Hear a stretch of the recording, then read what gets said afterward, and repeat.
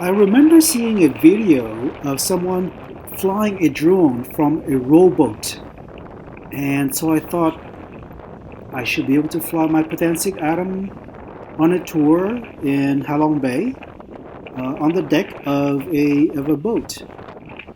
And I found the hard way that it doesn't like flying off from a non-stable platform. Apparently, the drone does this calibration of its sensors. It's called an Inertial Measurement Unit, and it has to be able to do that calibration before it takes off.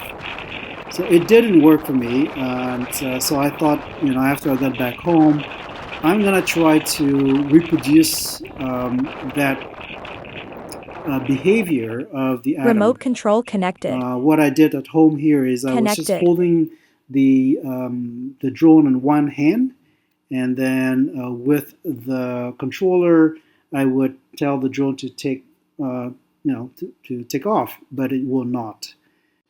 So I'll do some investigation, and if I figure out how, I will share my findings later. Thanks.